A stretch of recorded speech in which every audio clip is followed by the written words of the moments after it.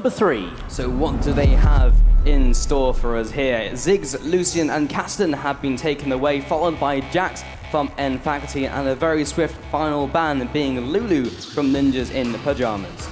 Yeah, again, similar bans across the board. Lulu has been a consistent factor already.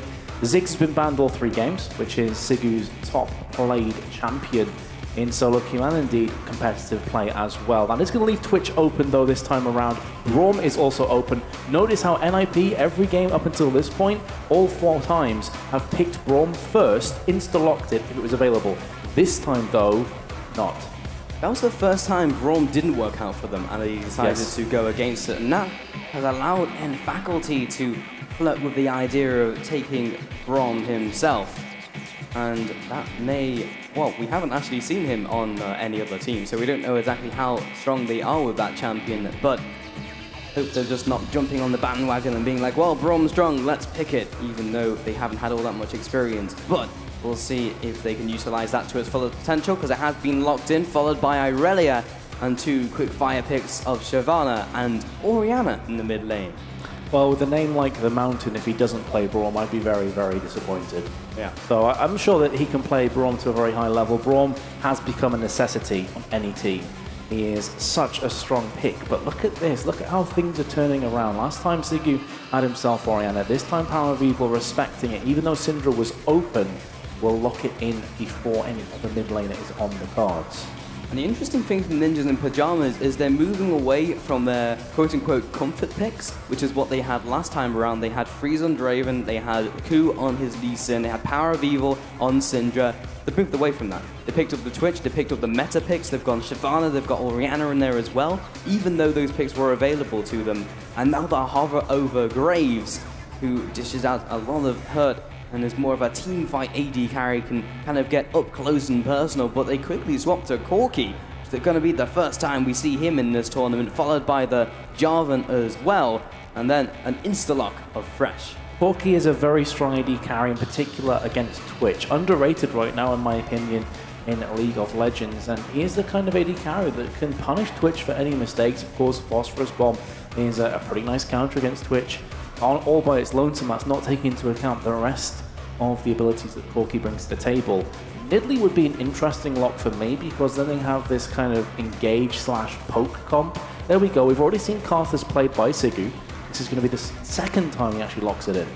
Okay, so now that we have the full lineup, something also interesting to note was NIP locked in all of their picks almost instantaneously.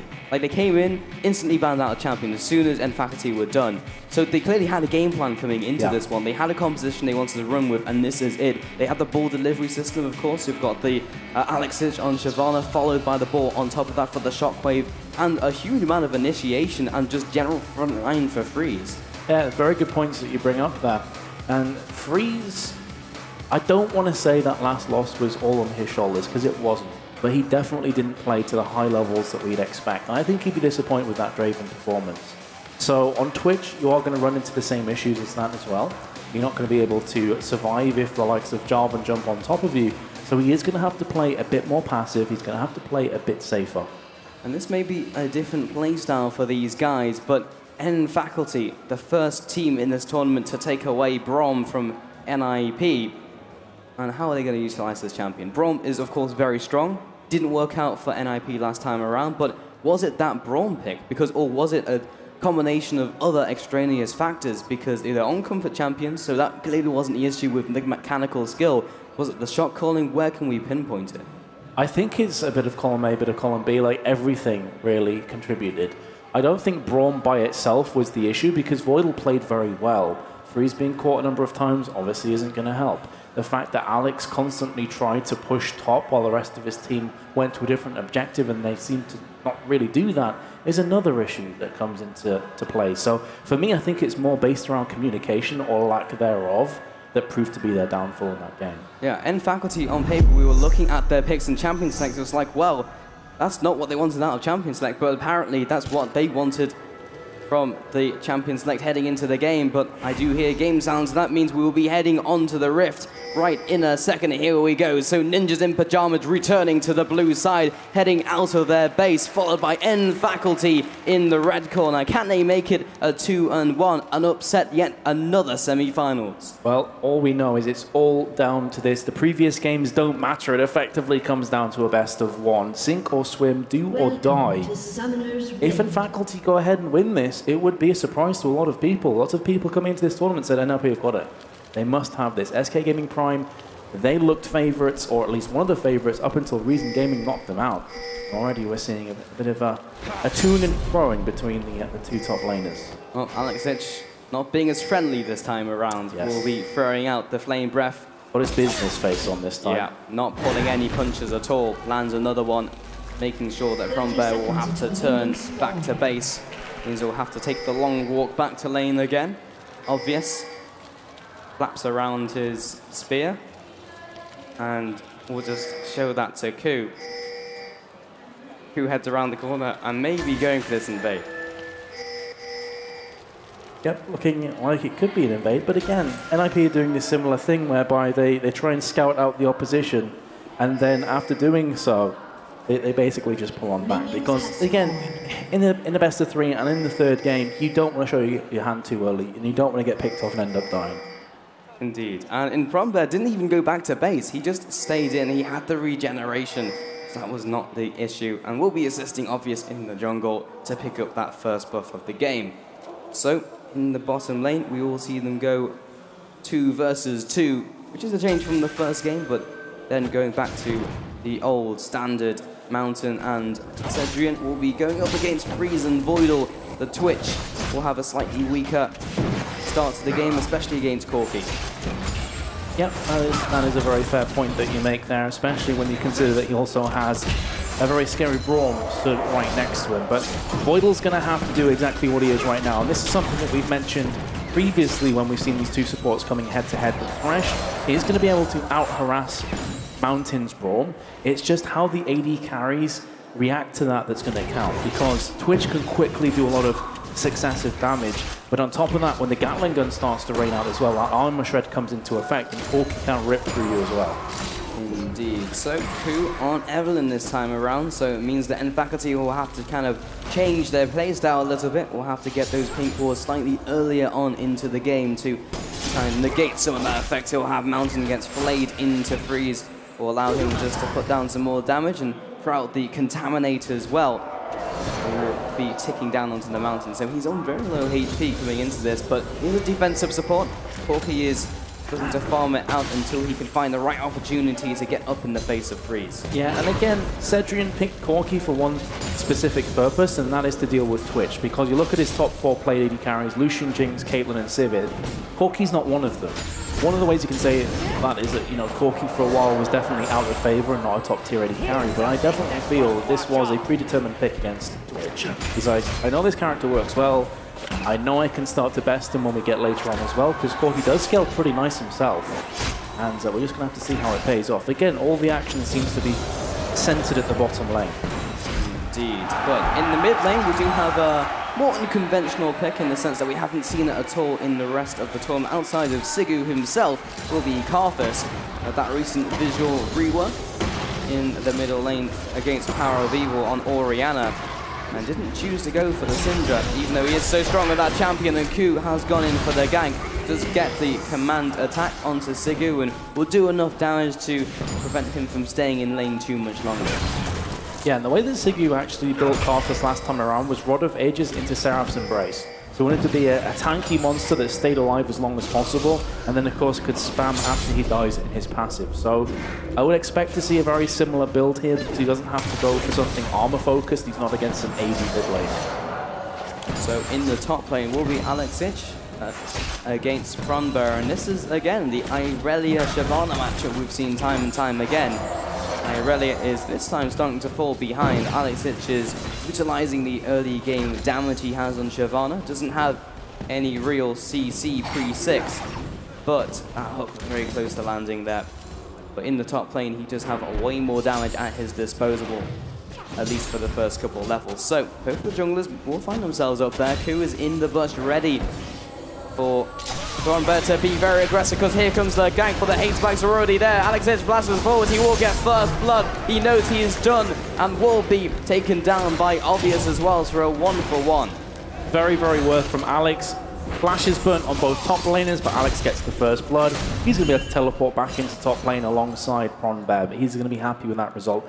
Build your Water Cutlass already compared to double Dorans. That is huge. Yeah, already a massive difference in the top lane. 36 farm to 28 from Irelia. We'll see if we can maintain that advantage and keep Irelia shut down, because in very few games we've seen that happen. Alex Itch is still chasing after Pronbear, who moves into the bush and is now revealed. Won't move out, doesn't land the hate spikes. And in the bot lane, we'll get Unbreakable. Nice play onto 2. Freeze takes some damage, and again, Concussive Blows is not procced. And Cedrian is forced to go back to base with his support as well. Yeah, Corky good in theory, but so far the execution hasn't been quite up to scratch. 5 CS are behind, and that difference is growing by the second. Siggy's struggling a tiny bit in mid as well, constantly being harassed back, but he is keeping close. Tear of the Goddess already. That's a pretty important item on him, because again, he will go Seraph's Embrace eventually.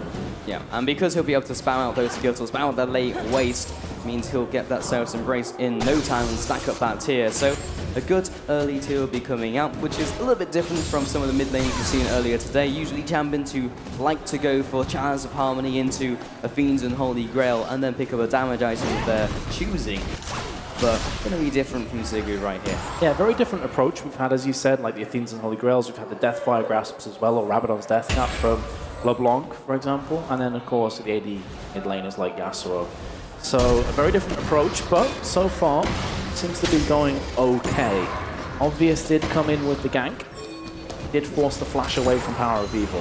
That is definitely very important, but what's more important is Requiem is now up. So yeah, if you go too low, you always have to be aware that that last little bit of damage will be dealt by Sigu, and that also means a kill going his way. So the lanes have to be a little bit more careful because of that global map pressure.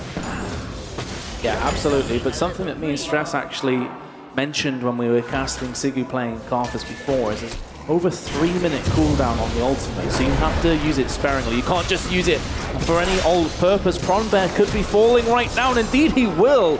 Ku will pick that kill up, and Sigu struggling in mid. The ball very nearly lands, but he will be okay for now.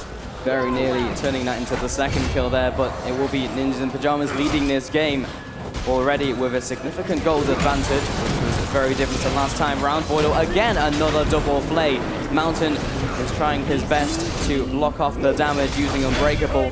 Will be using Stand Behind Me to get back to his ally and get the Contaminate on top of that true damage, ticking passive off the poison damage from Freeze. It seems like Power of Evil's all about the balls, you know, Syndra into Orianna, and he's clearly very good at handling them. Indeed, in that mid lane, he's a very competent mid laner. Knows exactly how to use those champions to its fullest potential. So Alex Itch in the top lane is going to be farming behind the turret this time around.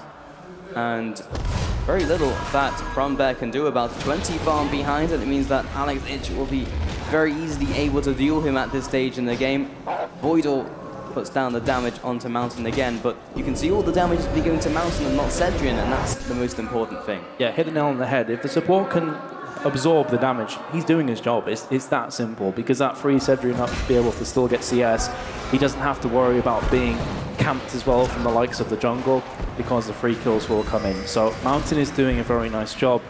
I think Cedrian will be disappointed, though, so far in how the lane's been going for him, because he had the chance to counterpick Twitch. Caitlyn was available, for example, didn't want to use her, and went for the Corki instead. It's not going terribly wrong. It's not like he's losing bot lane horrifically bad. It's just that Twitch is getting farmed.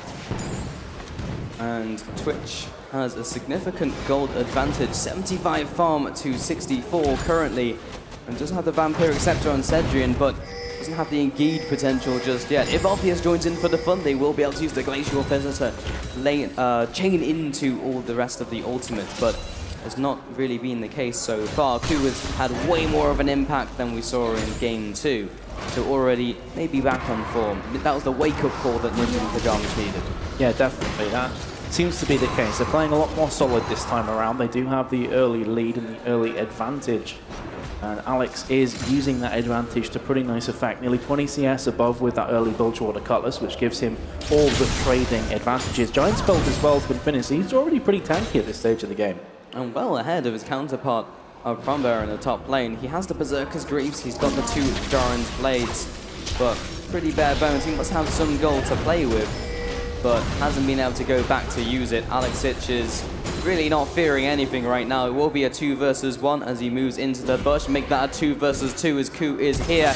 And Prombear flashes forward. Do they have the damage to instantly nuke down Ku? He is still alive using that great Agnes Embrace as a 1-for-1, and Prombear cannot face up against Alexich, especially because Power of Evil was behind him. Gets the ball to shield him and flashes forward, potentially for the kill. Great ultimate brings him in range for the double kill for Alexich. And Irelia very nearly managed to survive because of the Berserker's Greaves early pickup. So that's why Alex had to flash and then use the shockwave afterwards to make sure she didn't survive.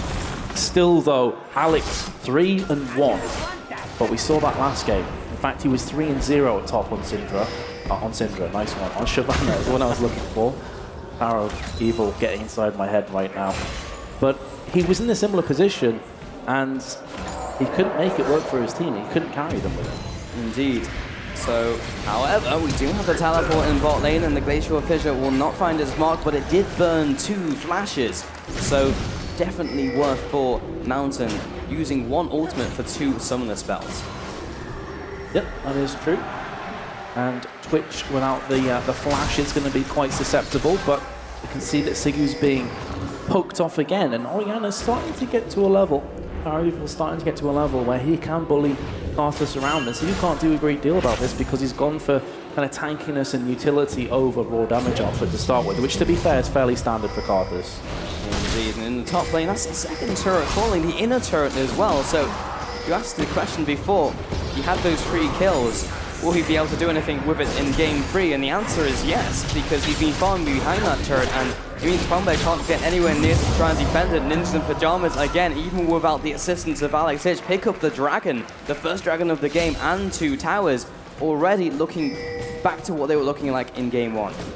Yeah, this is more like the Ninjas in Pyjamas that we saw breezing through game number 1. They're already in a position where they're a long way ahead in map presence. They're a long way ahead in objectives on top of that. And they've got farm, they've got kills on key characters and key players as well that can dictate the pace, that can call the shots and try and escalate this forward to another victory. Sigu, we saw his Karthus doing a great job, but so far it's not doing that well. Power of Evil, though, is going to get cataclysmed upon. That was a nice shockwave, and it could very well pick up a double kill here in return for Faculty, for NIP, I should say. And then Faculty do come out behind.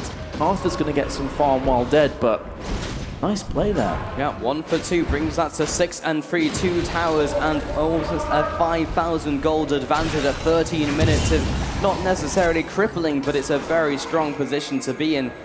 And even when N Faculty were winning last game, it was a slow slugfest for them. They didn't get a huge spike of gold early on into the game. It was bit by bit, piece by piece. That is a lot different to this game. 5,000 gold already. It was a slow burner. Yes. Effectively. They won, but it was slow, steady, and as I said in the previous game, painful for NIP. Whereas when NIP finished, and this is very reminiscent as well to how Freeze played in Heimerdinger's Colossi, when they would finish a game, it would very quickly go from a small advantage into a game-winning advantage. And that's where I think NIP's main strength lays, that they are very hungry for objectives. They put them over kills most of the time. And they have a jungler in Ku that likes to play hyper-aggressive. Sure, sometimes it gets him in trouble, but sometimes it wins his team the game. Yeah, it's high risk, high reward type of thing coming out from that player. But in the bot lane, it's going to be Zedrian heading towards his Bloodthirster currently is what it looks like. The BF Sword and also the Vampiric Scepter, you would assume would naturally go into that item, but may not necessarily have the goal to finish it off at the moment, and Twitch is still leading, so the pick you would expect, as you mentioned, is the execution going awry at the moment. Sigu comes in and everyone is collapsing, just the Pentagon coming in, also gets the box. There's no way he can do anything about that, and he will deal some damage while in Death Defiled, but more than anything, that was just a perfect collapse by NIP. There was a certain level of beauty to that as well, because they came in from every single angle almost at the same time. Yeah. A real pincer movement, as you called it, and that's going to be at least one tower to fall. And again, look at that goal difference. Shockwave comes in, lands on Obvious, and he will be picked up. And already they are starting to turn the knife, turn the screws in this third match. That's the second time they just came in from the side and just made an end faculty sandwich and just ate that for breakfast. They'll be picking up all of these kills, 8 and 3. 27,000 gold, 28,000 gold at the moment, only 15 minutes in.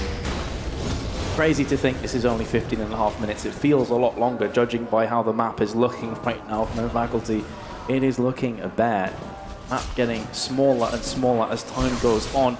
And this, though, is really smart play from NIP. What they need to fear from their opposition composition, that is late game. Karthus late game, terrifying, truly terrifying. And they're not allowing him to get to that stage. They're not allowing him to hit that peak in damage where he can just jump in, kill everybody almost by himself. That's what happens in game 1. They had a top laner of Jax, they had the AD carry of Kongmore, I believe, and they just shut them down before they could reach that stage.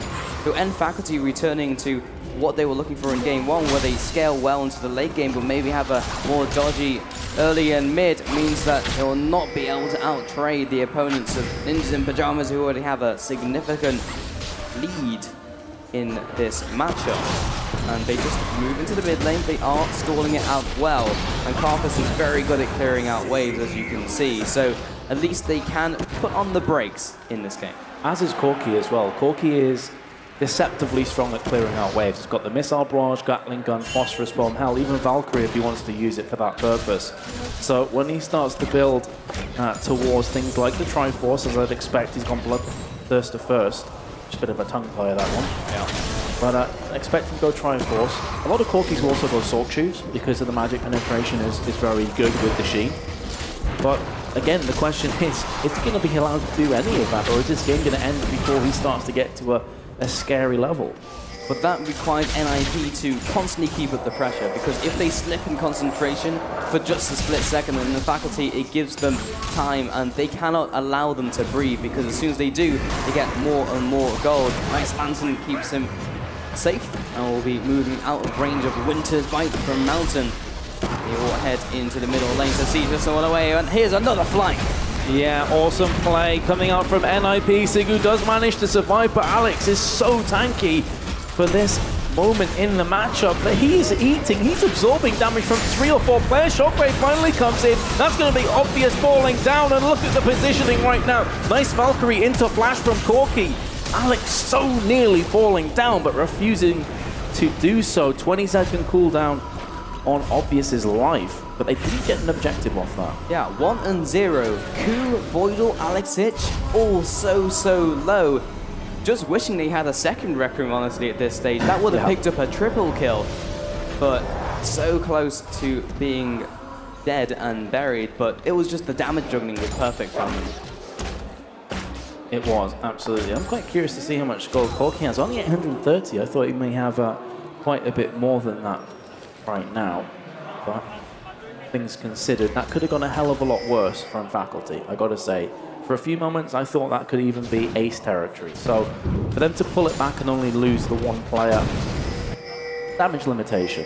Absolutely, and they're not even pushed up to their inhibitor turrets at this point, so they still have a long way to go, and that means from NIP as well. Alexic making, well, kind of hesitant whether to go too much further, because there's a lot of people off the map and they may just collapse onto him, but that will mean another dragon goes the way of the Ninjas in Pyjamas, just adding to their goal tally.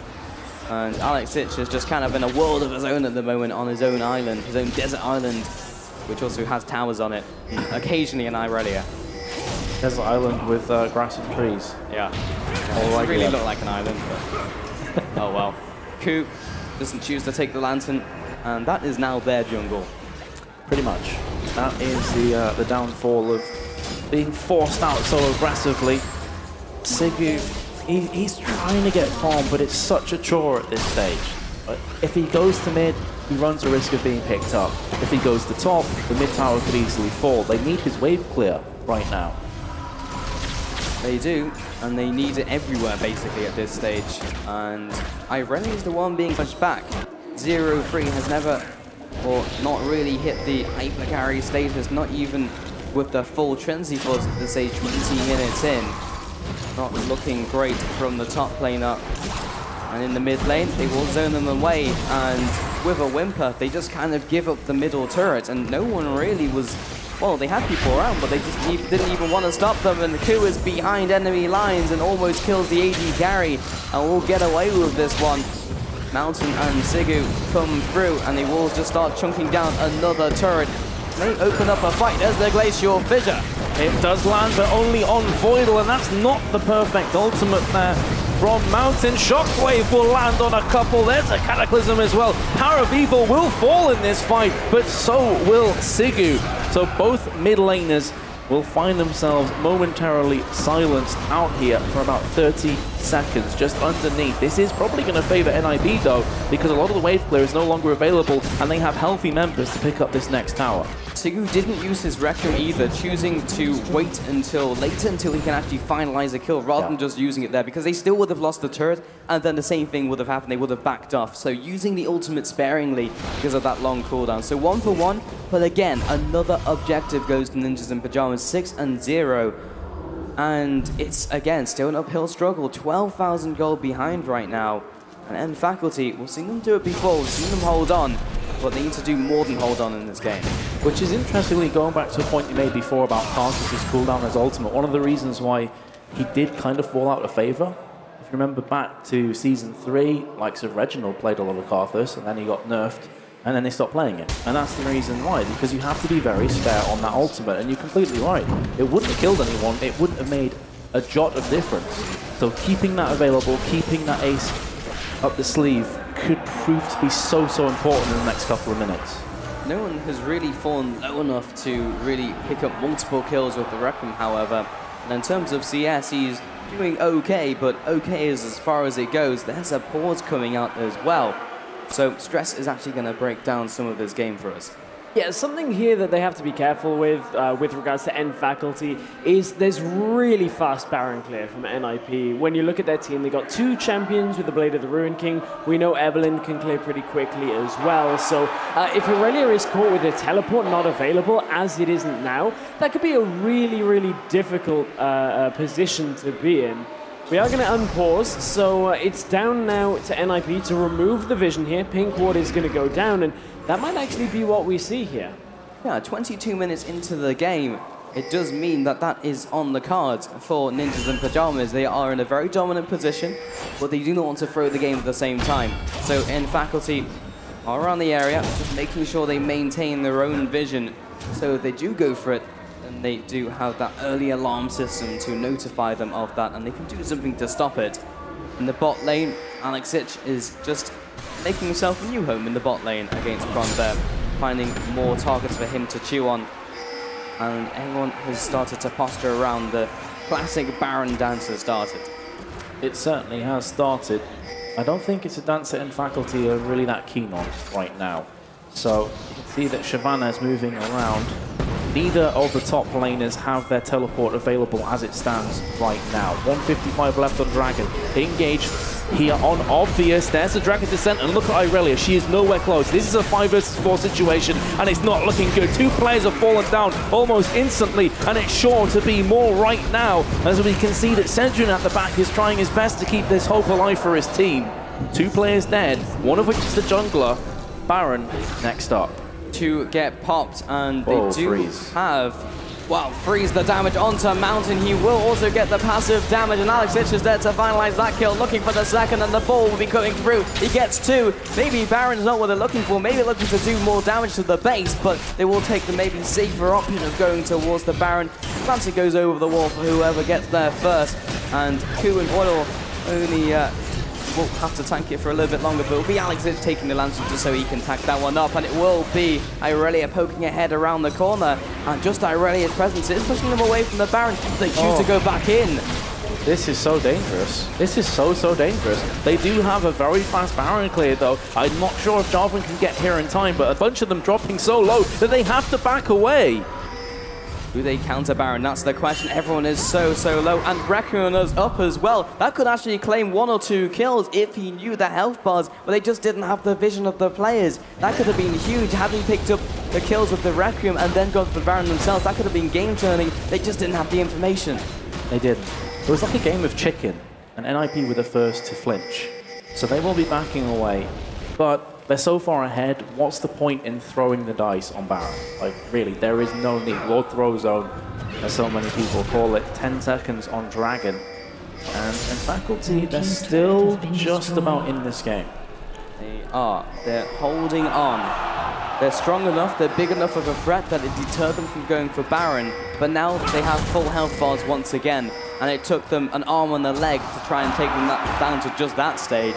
And now they're back up to full form with even more items on the back of them, on their utility belts, as it were. It will have the Blade of the Ruin King, also with the Ghost Blade on Twitch, and also the Zeal, so everyone's in pretty good shape when it comes to the item builds. Yeah, another Ghost Blade, interestingly enough, on Twitch. And we have reached that stage in the game now where NIP, they're forced to respect what could be coming up, but that is Freeze and Ku looking for the pick. Flag and Drag from Obvious were available, so he will escape without having to use that flash, which could be very, very important in the next couple of minutes, because if Baron has started, that could be what ends up getting a potential steal. Very possible. 14-4 though. Ninjas and Pyjamas definitely leading this game against their Faculty. And again, they disengage from the Baron. Sigu just doesn't know what's around the corner. The flash play, a great box, and he just evaporates, but he still will be doing damage in his death defiled. But it's just not enough. However, he is dealing a ton of damage to Ku. However, that will not change the outcome of the fight if they choose to go for it. Alexich is still in the bottom lane, and Frombear decides to join his team, but with the teleport available from Alexich, he will be able to join them. And now Baron, will this just be uncontested? I'm pretty sure it will, judging by the positions. Jarvan should be able to get there early enough to stop this one. Power of Evil's playing interference once again. He's throwing the ball backwards and forwards.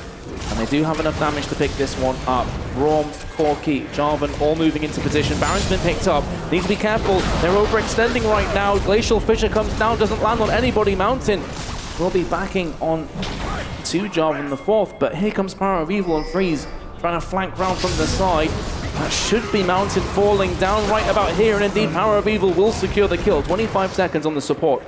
The damage from Dissonance chunked down a quarter of his HP in a blink of an eye. 16-4. They have the Baron, and it looks like a couple members will be recalling. At least Ku will be, because he's not on critical HP, but less than optimal HP for the push that is indeed imminent.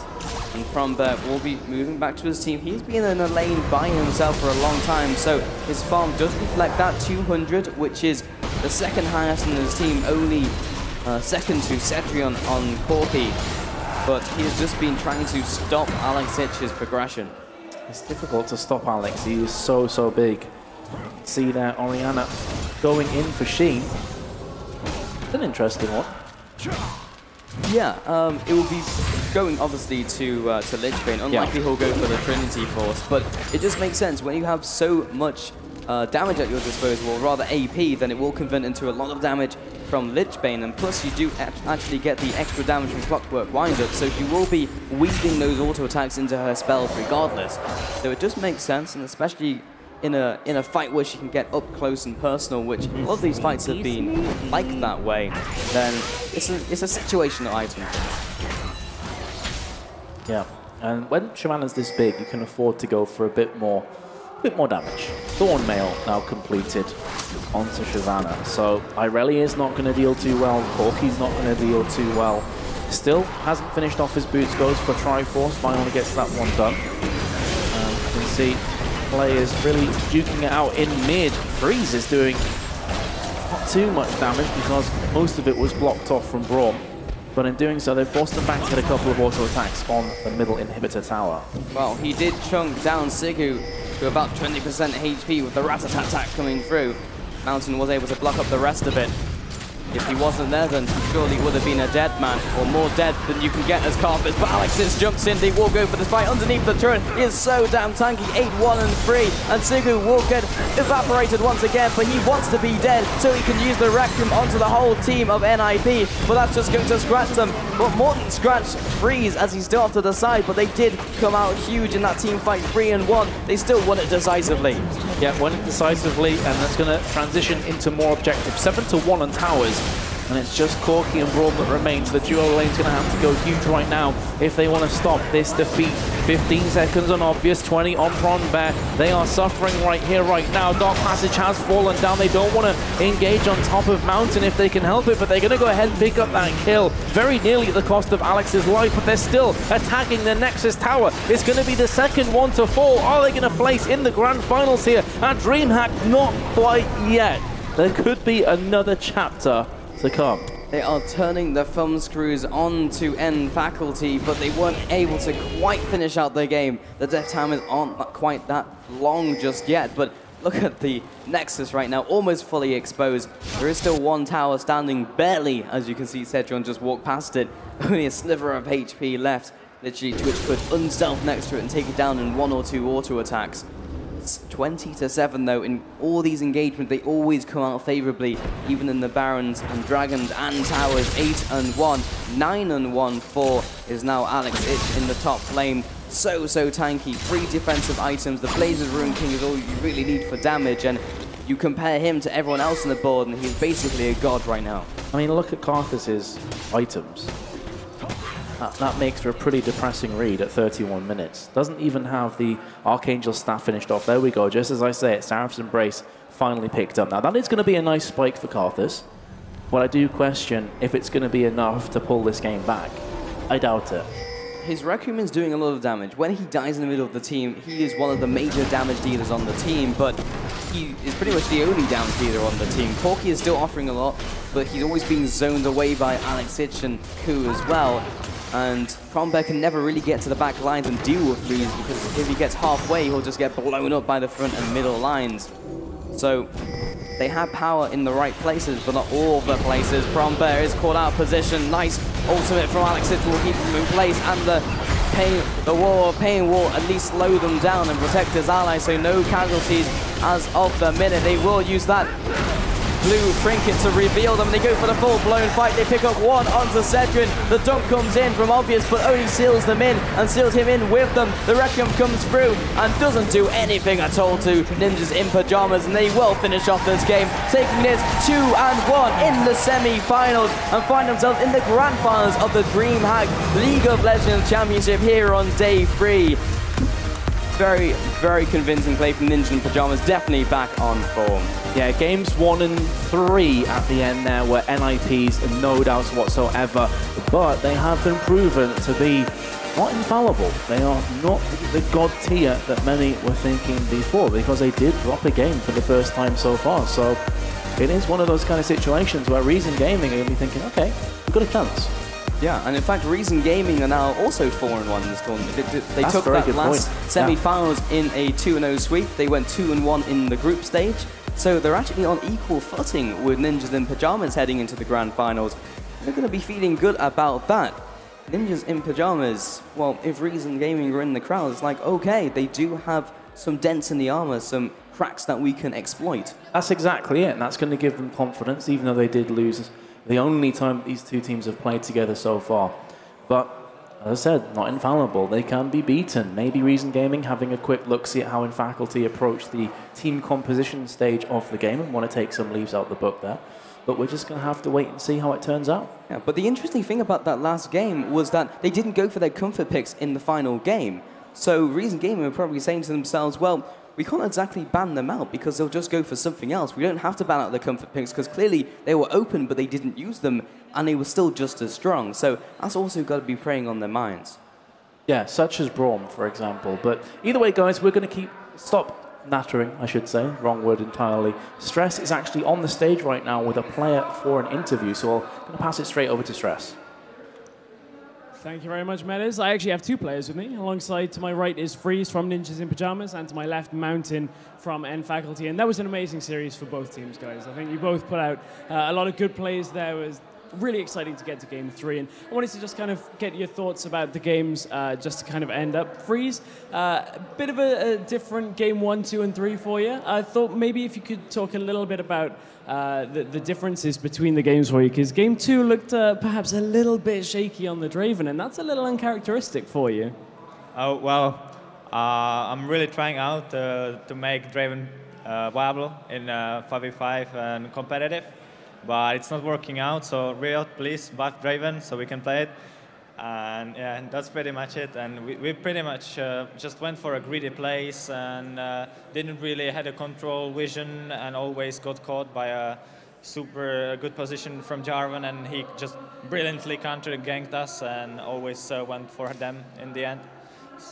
Yeah, that was one thing I was going to bring up about Game 2 was the composition that N Faculty, you guys were running a very team fight focus, and we talked about that during the picks and bans phase, about how you ran it in the group stages, and it worked really well for you guys. What were your thoughts coming into Game 3, where the Orianna was taken away and perhaps that kind of team fight wasn't available? Well, we kind of hope that they go for the Braum first pick again, and that we maybe secure the Twitch, but yeah, Nip kind of got us off guard. And yeah, we had to take a different team comp, go for the Braum again, because we didn't want to get them, let them the Braum. And yeah, we didn't get the really comp we wanted. And yeah, in the end, Nip was kind of stronger. And we know who you guys are facing next. It's going to be Reason Gaming in the grand final. So how are you feeling? You saw them play yesterday. You guys beat them yesterday as well. Any kind of predictions for the game? Any thoughts on their performance from today? Well, we've been watching them over the course of the tournament, and they are actually getting better every day. So I think they're really strong opponents right now, and we can't underestimate them, even though we beat them in the group stages. They show us as well new picks that they didn't play versus us, so we have to take care versus them. It will be a close match. Yeah, I think that's for certain. It is going to be a very close match. And what's next for N Faculty? You guys, I believe, you're ranked pretty high on the challenger ladder as well. So, you know, what's next? Well, the next split, the next play-in is coming up, and we try to qualify for that, and yeah, get as much points as we can, and maybe we can get to the relegation system and get to the overall. And yeah, we just try hard. Brilliant. Well, thank you to both of you. It was a fantastic series for our second semi-final of the day. Commiserations to N Faculty. Congratulations to getting to the final. You still, guys, you got work to do. That's going to be a thrilling final. It is going to be coming up very shortly. We've got to get Reason back onto the stage and set up. So it will be a little while, but you'll have it on stream to see how long it's going to be. Thank you to both of you. We will see you for the grand final of DreamHack Summer in just a little bit. I feel your touch from across